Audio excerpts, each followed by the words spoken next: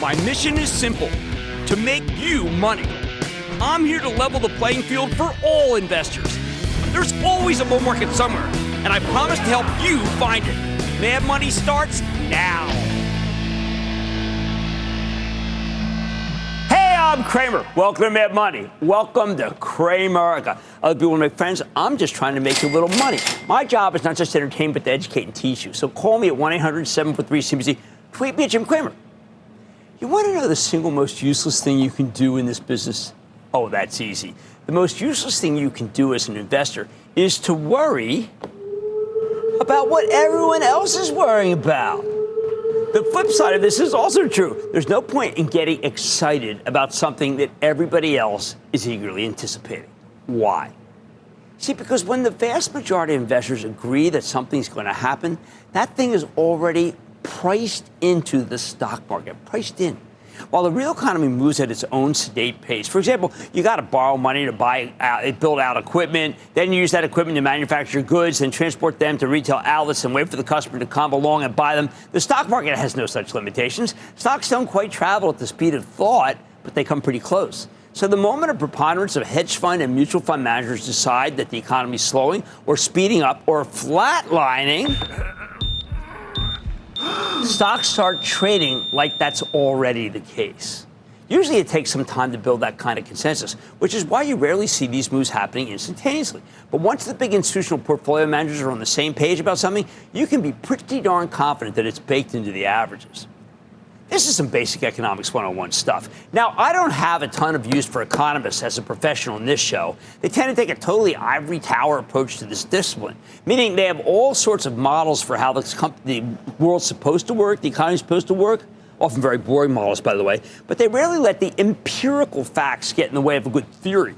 If the data conflicts with the model, economists have a bad habit of throwing away the data and not the model. However, as long as you keep that caveat in mind, some basic economics is incredibly useful when you're trying to manage your own money. For example, let's take something that's a little bit difficult, but we're going to get this together. What's known as the efficient markets hypothesis. This theory says that at any given moment, stock prices already reflect all the relevant information that's out there. And when some new piece of data comes out, stocks immediately adjust to reflect the new reality. You often hear index fund purists citing this theory to explain why it's impossible for stock pickers to get any kind of edge, because whatever you know about a company should already be baked into its share price. As far as they're concerned, markets are so efficient that investing in individual stocks is basically the same as gambling. If everything you could possibly know is already priced into the stock, that means your homework's meaningless, and the only thing that can push a stock higher or lower is some random new piece of information nobody knows about. It has to be something totally unknown, because if anyone did know, they would have acted on it already. Ergo, it would be baked into the share price. That means under the extreme version of the efficient market hypothesis, the only thing that can move stocks are unknown unknowns, to use the parlance of former Defense Secretary Donald Rumsfeld. And if you're merely betting on unknown unknowns, you might as well just be playing roulette. It's more fun. Again, that's why index funds advocates adore the efficient markets hypothesis. This theory tells them that it's impossible for individual investors to consistently beat the averages. So if you want equity exposure, the only smart way to do it is putting your money into a nice, low-cost index fund that mirrors the S&P 500. Now, as anyone who watches the show regularly knows, I have no beef with index funds. In fact, I think they're the best way for the vast majority of people to invest in the market. I've held that position since the year 2000. Even if you got the time and the inclination to pick individual stocks and manage your own portfolio, you should still direct a big chunk of your savings, if not the plurality of it, into some cheap S&P 500 index fund. It's the safest way to give yourself equity exposure. It's perfect for your retirement accounts. Think of it like this. It's not that easy to be a good individual stock investor. It takes real work, which is why, of course, we try to help you if you join the CNBC Investing Club. But it's an incredibly easy thing to be an index fund investor. Putting money in a 401k or IRA, oh, that's index fund territory. You can gradually contribute over time with every paycheck, and as long as you believe the U.S. economy can keep growing over the long haul, you can park that money in an index fund and check in on it maybe once or twice a month. But to get back on track, this idea that you can't possibly beat the averages because of the efficient market hypothesis tells us stocks are always perfectly valued. And you know what? That's just totally bogus.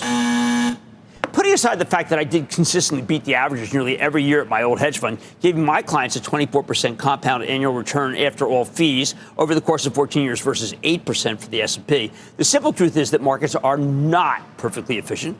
In fact, frankly, they're often irrational. They ignore things, make mistakes, misvalue information every day. And that's a major reason why anyone can make money picking individual stocks. These anomalies are everywhere, and they can be great for your portfolio. Ironically, this core dogma of free market economics is a lot like communism. It makes a lot of sense in theory. It doesn't necessarily work in life. So why the heck did I bring up the efficient markets hypothesis in the first place? It's such a boneheaded idea. Because even if the most extreme form of this theory isn't true, and it's not, empirically we know for a fact that markets are all kinds of inefficient. It's still a very useful idea. As an ironclad law of the universe, the efficient markets hypothesis can't help us. But as a rough guideline, it can lead us in the right direction. Markets try to be efficient. They aspire to efficiency. When a company reports a fantastic quarter, stock spikes immediately because that kind of data can get baked in very quickly. When the Federal Reserve changes policy, telling us it's probably done raising interest rates like we saw in late 2023, that's huge news, and it takes longer to get reflected in the averages. Baking that in can take months. Even when the Fed abruptly changed courses at the end of 2018, it took weeks to work in through the averages. Stocks that benefit from lower rates will instantly soar, but it can take days or weeks or even months for the averages to fully reflect the new normal because it takes time for portfolio managers to reposition. We're talking about huge slugs of stock here. No hedge or mutual fund is going to buy or sell them all at once.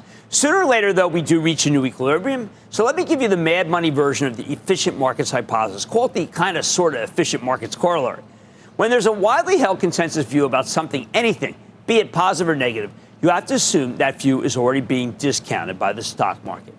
So when everyone's feeling euphoric about the strong job market, that's probably baked into stock prices already. When everybody's worried about a temporary Fed-mandated slowdown, it's probably baked in. When investors are hunkering down in fear of bad earnings season, don't expect the stocks to get slammed with disappointing numbers.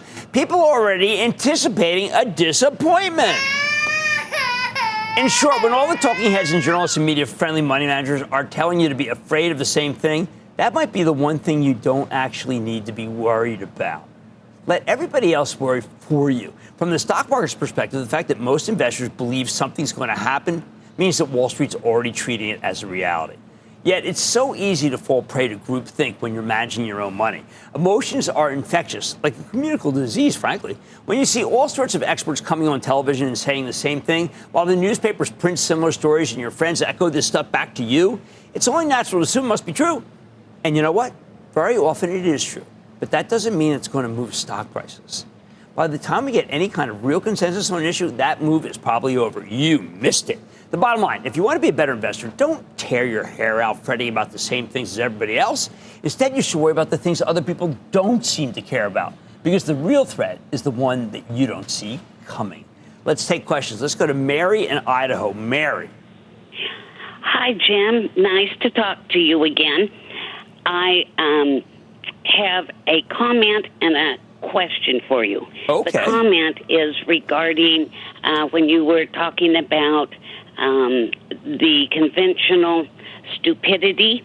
Yes. I sent you an email on that, and I hope you'll have an opportunity to read it. I thought you'd enjoy it. Thank you. The question is, at what percent of increase in a stock should a person consider taking some or all of their profit either to reinvest immediately or to just hold back as cash to buy something down the road? Okay, let's take this from the point of view of that you need to sell something in order to be able to buy something. What I like to do, and we talk about this CNBC Investing Club, is that if a stock has changed, if there are fundamental differences from what happened when I bought it. In other words, let's say I bought a stock and then subsequently it has 2 bad quarters.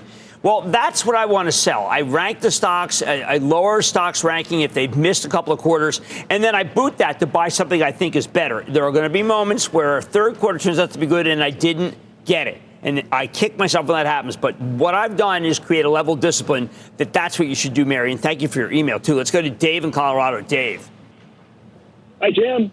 Dave, how are you? Colorado, booyah to you, sir. Booyah. Long-time listener, first-time caller. Thank you for all you do. A side note, my mom got me into investing decades ago and had me watch Wall Street Week in Review with Louis Rukeyser, Marty Zweig, and you are carrying on their legacy. So well, thank you. That's how I got involved, too. So we're in the same boat. Let's go to work. All right, let's go to work. Here's the setup. I'm calling on behalf of my girlfriend who is in her early 60s. She's retired with a state pension. She has an investment management firm managing $600,000 in stocks and ETFs in tax-deferred accounts, but they're charging her 1% per year. Okay. They haven't kept pace with the S&P 500 and have actually avoided the Mag 7 and growth stocks almost completely. She wants to manage her money on her own. 2 questions. How should she construct a portfolio of her own, and over what time frame should she make the change? Okay, so I would put 2/3 of it in an S&P index fund. Obviously, if they can't beat it, just go for it and join it. Then 1/3 I would structure around what you've been saying, a portfolio of, say, 6 to 10 stocks, of which 2 or 3 can be overweighted and large, mostly Mag 7. I should add stocks that we think are really great. CNBC Investing Club can help you pick those 10 because we have a portfolio of around more than 30, and you just take the 10 that you're most excited about, and no more 1%. You're now free to move. And, well, she is. And tell her congratulations for having saved up that much money. That's terrific. All right. The most useless thing you can do as an investor is to worry about what everybody else is worried about. Remember, the real threat is the one you didn't see coming. On My Money Today, I'm giving you my Madanomics 101 course and giving you all my best practices for investing. Sometimes you need to take a step back and evaluate not just what you're investing in, but how. So if you want to better your investing skills, I say yes, indeed. Stick with Kramer. Don't miss a second of Mad Money. Follow @Jim Cramer on X. Have a question? Tweet Kramer. #MadMentions. Send Jim an email to madmoney@cnbc.com or give us a call at 1-800-743-CNBC. Miss something? Head to madmoney.cnbc.com.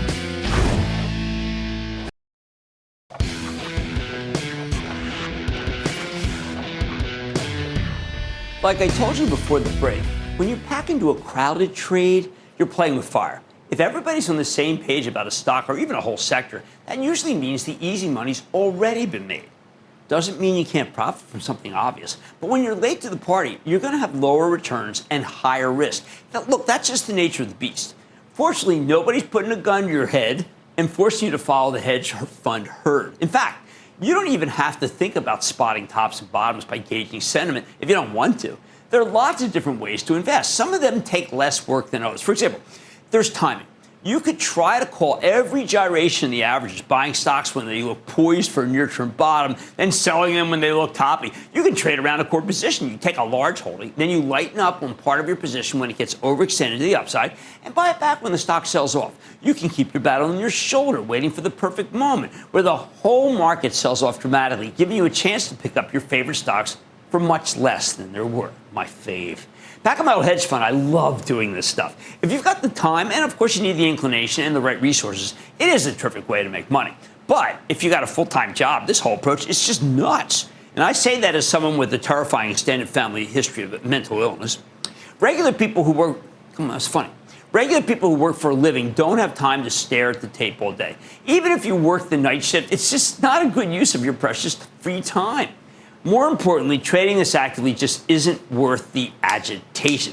That's why I come in here every night to do the show. I focus on the market like a hawk so that you can take a less intense approach to investing, one that lets you go to work and have a personal life. It's why we help walk you through all these different things with our charitable trust when you join the CNBC Investing Club, which you know I really want you to do. So how should you approach the market if you're not prepared to devote your entire waking life to watching stocks? What's the safest way to handle individual stocks part-time? For starters, let me say once again that index funds are a wonderful thing.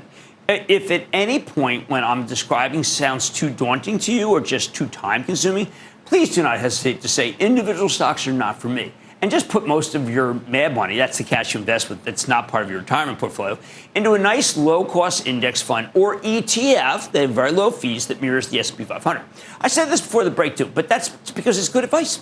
Being a savvy stock investor takes work. Being a savvy index fund investor, well, let's just say it's relatively easy. Sure, if you manage your portfolio well, if you do the homework and stay disciplined, I think you can beat the S&P 500 with a diversified group of individual stocks. And I do like one or two overweighted, just, But not everybody has that kind of time. Not everybody has that temperament. Not everyone is comfortable taking on more risk to chase a higher return.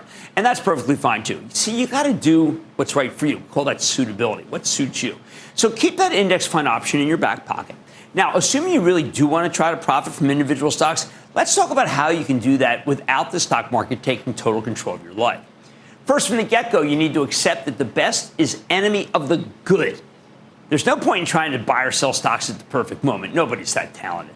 Even making the attempt will drive you nuts. You need to accept results that are good enough rather than trying to chase perfection. For example, if a stock you like gets hammered down from $60 to $50 and you pull the trigger, but then it goes down another couple of points before it bottoms and rebounds to $60, please don't kick yourself for making a mistake. You didn't screw up. You made a good pick, okay? Yeah, you could have made a couple extra points if your timing had been flawless, but a win's a win.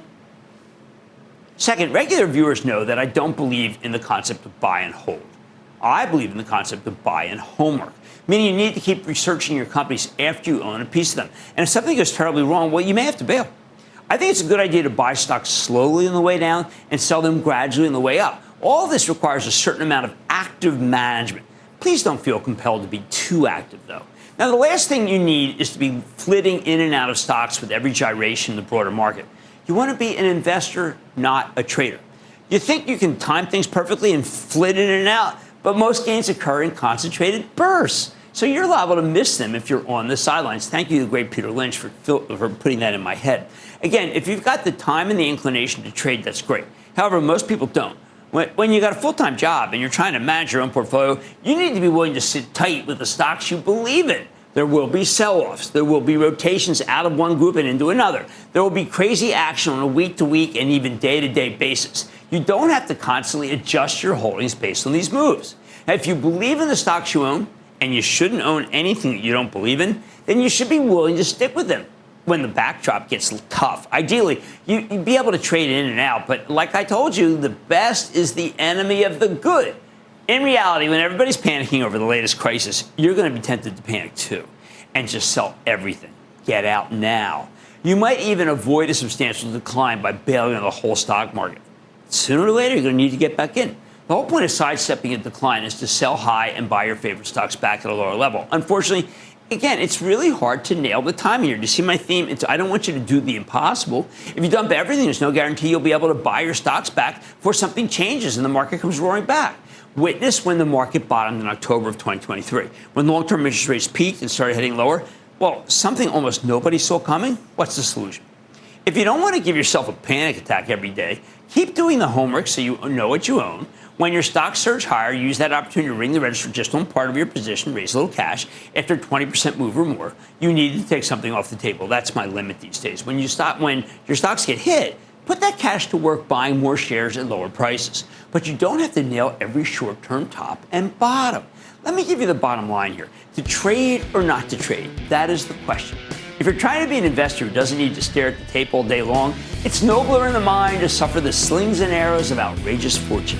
You don't need to be perfect at managing your money. You just need to be good enough. And that means you shouldn't waste your time trying to anticipate every little gyration in the market.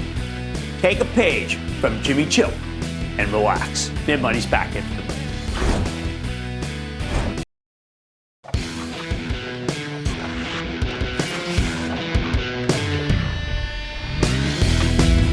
The stock market talks to me, and I mean that figuratively, not literally. Contrary to what you may have read on X, formerly known as Twitter, I do not hear voices, although periodically I think that my left molar crown does indeed play music. But that's not what we're talking about here. I'm constantly listening to the tape, not music, to get a read on what the big institutional money managers are up to. And to do that, I need to separate the signal from the noise. What do I mean by that? Okay, on any given day, there might be monster moves in individual stocks. It's tempting to assume that all these swings are equally significant, but some are a lot more meaningful than others. So when you see the cloud stocks versus getting killed, for example, the natural conclusion to draw is something must be wrong with the cloud.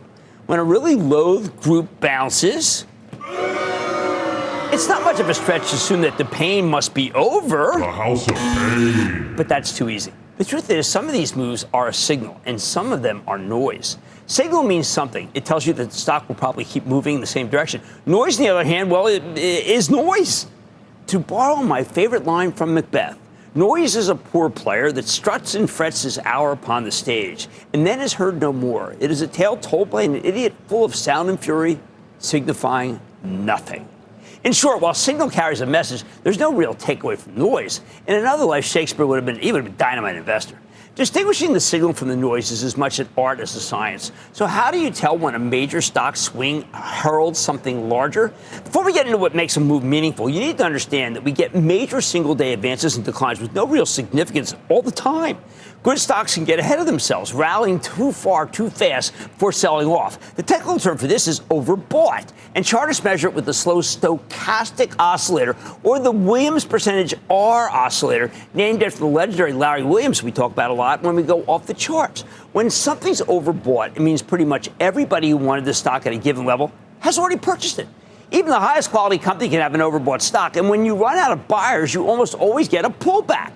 But this kind of overbought sell-off doesn't tell you anything, except that the stock in question needs to take a breather and digest its gains.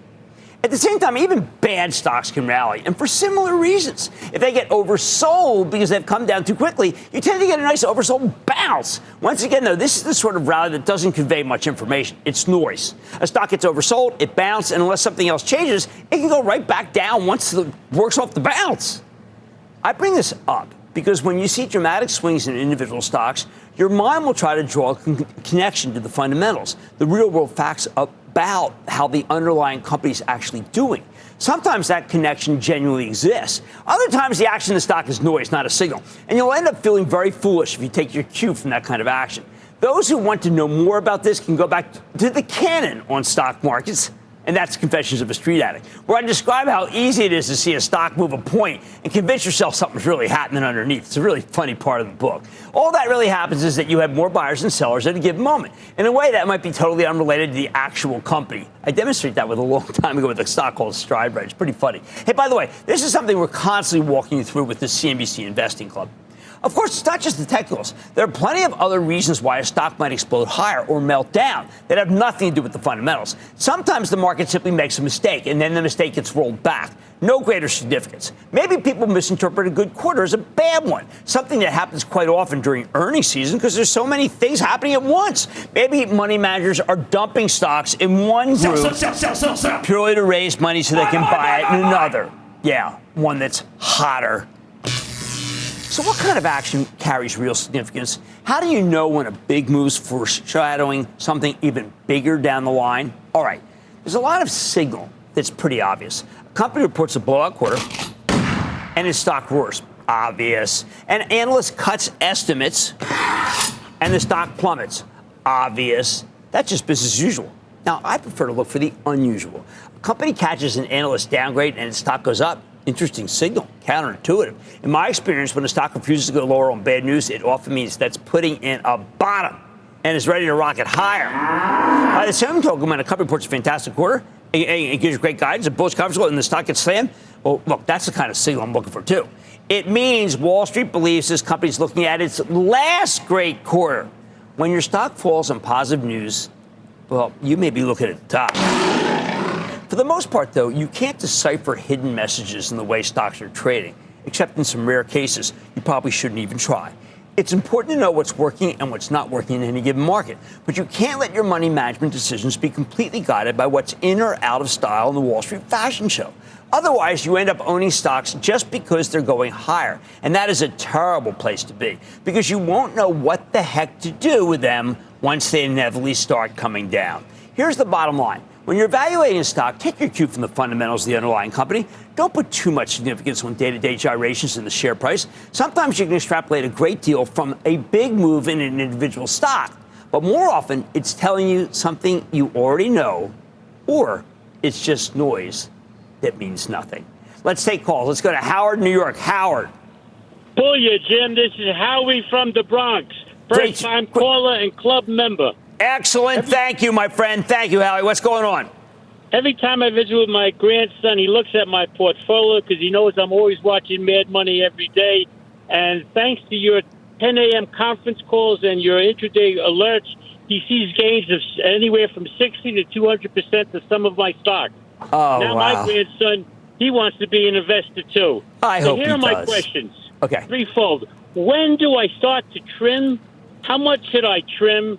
And more importantly, because I like these stocks so much and I believe in them, when can I get back in? Okay, these are really great questions, and they're fundamentals because what happens is that we believe in discipline and we believe in conviction. Discipline must always trump conviction. That means that we like to start trimming 20% at 20% up. We'll trim between 5 and 10%, another 20%, same thing. If we really want to be able to be in shape to be able to buy some back, we must do that. And that's how we play it. Otherwise, we let it run after we got our cash out. Holy cow. Ned in Ohio. Ned. 5-star Professor Kramer. It's good to talk to you today, sir. How are you? I am good, Ned. Thank you for calling in. How can I help you? Yes, sir. Well, a couple months ago, I was listening to Warren Buffett, and he talked about high growth rate companies that eventually forge their own anchor. He said the company keeps expanding and its shares kept rising. Would you explain that to me? And does it is NVIDIA an example of that? Well, okay, NVIDIA is a really great example. Let me tell you why. Because when you look at NVIDIA on forward earnings, on the estimates, it always looks expensive. And then it so far trumps those estimates that when you look backward, it turns out that the stock was selling at a remarkably low price to earnings multiple. And that's been the secret to NVIDIA literally since 2012. Incredible. It just keeps doing that. All right, please don't put too much significance on day-to-day gyrations in a stock share price. You have to know when something is a signal and when it's all just sound and noise signifying nothing. Watch where Mad Money at. I'm highlighting one of the key pitfalls that many investors falsely think of as an opportunity. I'll explain why you should be more cautious than you think. And I'm taking all your investing questions with my investing club partner, Jeff Marks. So stay with Kramer.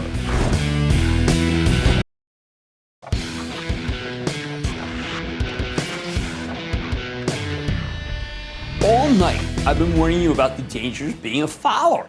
When everybody expects the same outcome in the stock market, there's a very good chance it won't play out as expected because it's already priced in. That's what we call it, priced in. And that's why you need to be extra wary of the IPO cycle. Let's go over this. We've seen the pattern over and over again. We get this deluge of new deals. At first, many of them explode higher. But at the same time, they're flooding the market with new stock supply. And that supply ultimately drags us down. I've said it a million times. The stock market is like any other market. It's all about supply and demand. Too much supply, and prices are going to be lower. The problem is when IPOs are making people fortunes, you tend to get a palpable sense of exuberance. And then when the deals start attracting less interest, the exuberance turns into hostility. And then the whole market, not just the IPOs, tends to get slammed. We've seen this happen so many times. In 2020 and 2021, we got this wave of new IPOs and SPAC mergers as many people invested their government stimulus checks in the hottest looking stocks in the market. Just in 2021, get this, we had roughly 400 traditional IPOs and another 200 SPAC mergers, which originally were meant to be blank check companies that would make a bunch of acquisitions over time. But in 2020, lots of startups began to use SPAC mergers as a way to come public, while evading the strict regulations that the SEC, the Securities and Exchange Commission, places on IPOs. Now, initially, there were some very exciting ones that really caught fire. For example, Zoom Video. This one came public in 2019 and then soared to the stratosphere in 2020 once the pandemic made its platform essential, at least during the COVID era. At first, you get a bunch of hot deals to get people excited. 2020, we also had a ton of electric vehicle and charging station-related IPOs and SPAC mergers. At first, these stocks were unstoppable, although most of that was because this was a period of high-risk speculation where people were willing to give anything with the right buzzwords the benefit of the doubt, mistakenly, of course. Reminiscent of the dot-com era in the late 90s when anything connected with the internet was beloved until the market was flooded with excess supply and the whole group collapsed in the year 2000.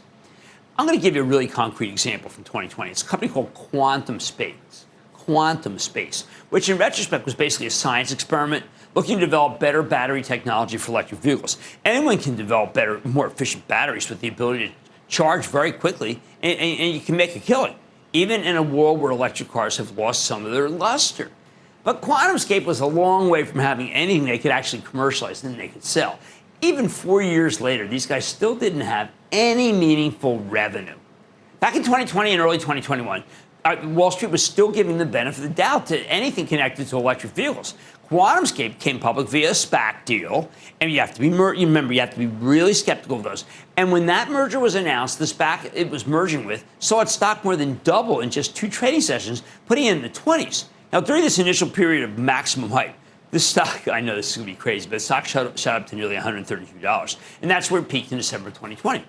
Then we started seeing short sellers come out of the woodwork arguing it was a scam. And Wall Street gradually lost interest in companies with zero profitability, let alone super speculative names like QuantumScape. No revenue. In the end, the stock got obliterated by late 2022 as a single digits, and it's only been able to bounce above those levels at times thanks to what I regard as an occasional short squeeze.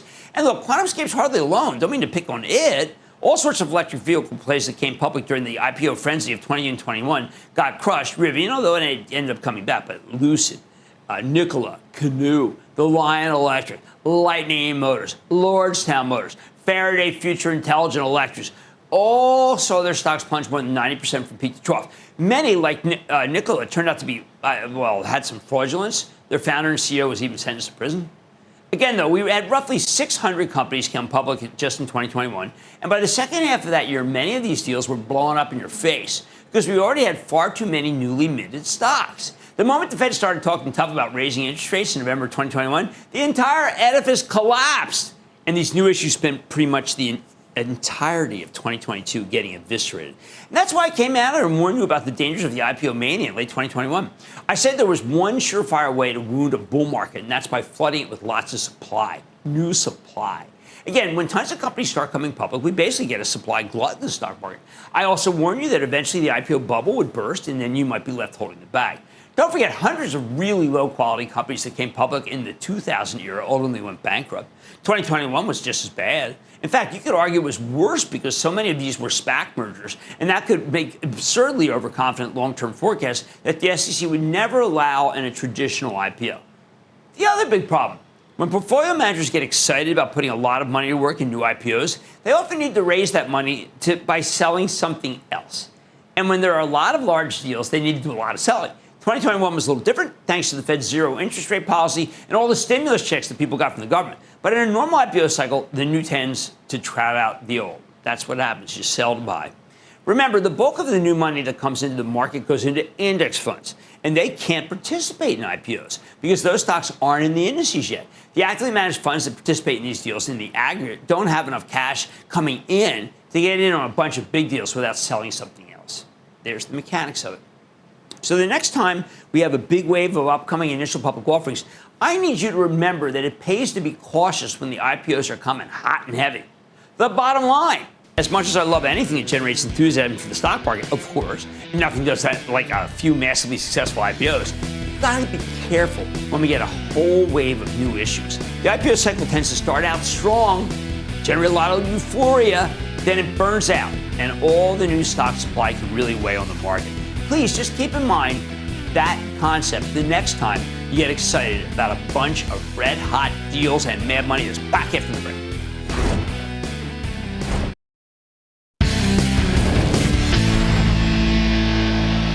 When you're picking stocks, you need to be very careful about doing the right thing for the wrong reasons. This happens more often than you expect. Let's say you find a great company, well-managed, strong fundamentals, good dividend. You buy that company's stock, and it goes up. It's only natural to conclude that this stock's rallying for all the reasons that you liked it in the first place. But that's not always true. You might think a win is a win, but sometimes it's more complicated than that. If you don't understand why a stock's moving up or down, you're probably going to be very confused when it stops doing that and goes in the opposite direction. And when we're confused, well, guess what happens? We make really lousy decisions. For example, there are a bunch of excellent, well-run consumer packaged goods. They call them CPG companies. Maybe you want to buy Procter & Gamble, a longtime favorite. There are lots of logical reasons to like them. But, like I told you earlier, logic is rarely what drives the stock market on a day-to-day basis. But let's follow through here. Suppose you pick up some Procter & Gamble because you really believe in management, or you like the dividend, or you think that plastic and fuel costs are going down, which will boost the company's gross margins. That's a huge part of the expense. So you buy the stock and then it explodes higher. What's next? Well, you have to ask yourself, why is it rallying? It's very easy to tell yourself, I nailed it. This market's finally giving Procter the credit it deserves. When you buy a stock and it goes up, that means you were right. Why would you second guess yourself when you're right? Well, the answer is simple, because maybe you were just lucky. As I've told you before, it's better to be lucky than good. But either way, you need to be able to tell the difference. So when you let's say you rack up a nice win in Procter, you should ask yourself if you were right, or if you simply happen to be in the right place at the right time. What do I mean by right place at the right time? Rotation, rotation, rotation. There are times when the consumer packaged goods stocks roar higher for reasons that have nothing to do with the underlying companies. Procter, like all the consumer packaged goods places, is a recession stock. Because its earnings tend to hold up during a slowing economy, its stock roars when we get lousy economic data. If you buy these stocks because you believe in the business, but then they go higher as part of a sector rotation that has nothing to do with the business, you still got to win. The bank isn't going to tell you that they can't take that money because they don't accept profits from rotations. But you don't want to get caught with your pants down because the market suckered you into believing that Procter & Gamble was going up based on the fundamentals, when really it was benefiting from rotation into the whole consumer packaged goods stock sector. You know, the Colgate's, J&J. This is what I meant earlier about filtering out the signal from the noise. And it is hard to do. Why? Because of something called confirmation bias. When you have a thesis and new evidence seems to prove your thesis correct, the natural thing is to believe you were right all along. You should approach that feeling with skepticism. Maybe you're right. People are right about stocks every day. But maybe it's just a coincidence, darn it, and you should ring the register before that coincidence goes away. So, okay, let me give a concrete example. The residential solar stocks soared in 2020 and 2021 and kept running into 2022, even when most growth plays were getting pulverized. If you owned it, maybe you thought you were winning because people were embracing renewable energy and the government was subsidizing it heavily. But in 2023, the residential solar stocks, they got obliterated. Why? Do you know it had nothing to do with the popularity of renewable energy, and it couldn't be stopped by generous federal subsidies? Instead, it turned out that people can't really afford residential solar systems without borrowing money, meaning the whole industry was actually built not on solar, but on financing.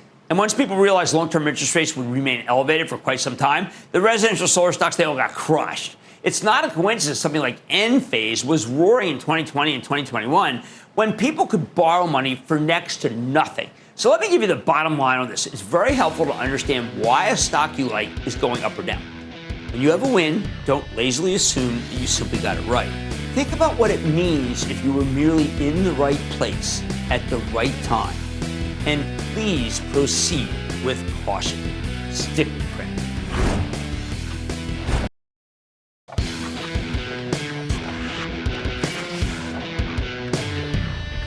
Tonight, I've taught you all about Metanomics 101, but now it's time to turn to you. My viewers are smart, which is why my favorite part of the show, as I always tell you, is answering questions directly from you. Now, tonight, I'm bringing in Jeff Marks, my portfolio analyst, partner in crime at the CNBC Investing Club, to answer some of your questions. And Jeff, don't get a swelled head. Some of these callers have been calling in saying you do a pretty great job. Keep your head so we can get through the door here. Thank you. For those of you who are in the club, Jeff will need no introduction. For those of you who aren't members, and soon I hope you will be, Jeff's insight and our back and forth really are what we think is a major part of being part of the Investing Club. Thank you very much. All right, now let's get started. First up, we have a question from Jimmy, who asks, how can we identify the best companies within an industry? Now, I have a way that I like to do. I like to see who has the highest gross margins, because that means they've got the biggest moat. That means they can make the most money, and it's something that people don't look at enough, the gross margin. Yeah, that's a great way to do it. You could also look at who's growing the fastest as well, revenues. But another way I think is really important is read the conference calls of the companies and their peers and their customers. See who's partnering with who. That will give you a good tell about who's best of breed, who has the best products, who's doing the best by their customers. That's a really good point, because I find that in the conference call, you get a real sense of, by the way, of whether the analysts hate it or like it. You can often see by their questions whether they are in awe or they think that there's something that's suboptimal. So it's a great point to the conference calls. Now, next up, we have a question from Ian in Pennsylvania, who asks, you've stressed the importance of being diversified and also doing your homework. Is there a point where one individual can have too many different stocks to be able to keep up with the homework while staying diversified? I used to discuss this question with Pop, my father. He had usually like to have 40 or 50 stocks. And I would say to him, Dad, why do you have 40, 50 stocks? He goes, Jimmy, I work a couple hours a day, and then I spend a lot of time just looking at the market. So I like to look at a lot of stocks. Now, he had time on his hands. Most people don't. That's why I usually say that try to keep it to 10. Don't be a mutual fund on yourself. Yeah, I think the benefits of diversification, they start to diminish at a certain point if you keep adding and adding and adding stocks. But that's 5 to 10. That's what we generally say for the club. Start pick what the you best can handle. Pick the ones you like. Yep. Use your power of observation, curiosity. And as you can do more of the homework, that's when you can start adding more. Yeah, and I think that's a perfect situation. Next up, we have a question from Dean, also from Pennsylvania, who asks, I'm considering either an S&P 500 index fund or a total stock market index fund for purchase. Both seem to have very similar expense ratios and historical returns. What is the primary difference between the two? Which do you feel is better? Do you know that John Bogle personally told me, Jim, I want you to put in your 401k, I want it to be in the total stock market return fund of Vanguard. And that's what I did. And why did he want me to do it? He said, over the long term, you'll get a little bit better performance because you'll be diversified away from the S&P, and you'll end up picking some really good young growth stocks that are in the total stock market return. Yeah, that's exactly the difference, right? S&P 500, that's going to be more of the large caps, while total stock is, you'll have the mid caps, some of the smaller caps as well. But I think if you look over the long run, the returns aren't going to, there's not going to be much of a difference between the two. And I did TSM. You're fine in either. Right, but I ended up doing it because the father of the index fund is John Bogle, as you know, and Jack said, Jim, this total stock market return will beat it. Now, there was a very long period where it did, but it's really kind of... Anyway, I'm just doing it out of homage to the late John Bogle, who was an amazing guy. All right, now let's go to Miles in New York, who asks, what are your stages in cutting bait? Now, I'm presuming cutting bait means when are we doing some selling? Up 20%, we like to do a little sale. Then up another 20%. We've been very, let's say, diligent about letting our great stocks run and cutting off the ones that aren't. That's the key thing. You let your great stocks run, but if you can minimize your losses and be more aggressive in cutting, you will outperform the market.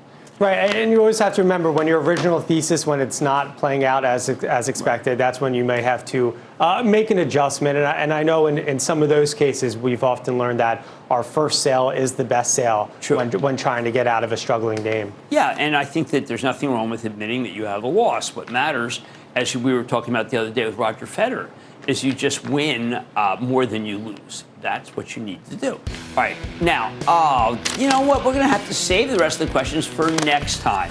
So all I can say is, I like to say there's always a bull market somewhere, and I promise to try to find it just for you right here on Mad Money. See you next time. All opinions expressed by Jim Cramer on this podcast are solely Cramer's opinions and do not reflect the opinions of CNBC, NBC Universal, or their parent company or affiliates, and may have been previously disseminated by Cramer on television, radio, internet, or another medium. You should not treat any opinion expressed by Jim Cramer as a specific inducement to make a particular investment or follow a particular strategy, but only as an expression of his opinion. Cramer's opinions are based upon information he considers reliable, but neither CNBC nor its affiliates and or subsidiaries warrant its completeness or accuracy, and it should not be relied upon as such. To view the full Mad Money disclaimer, please visit cnbc.com/Mad Money disclaimer.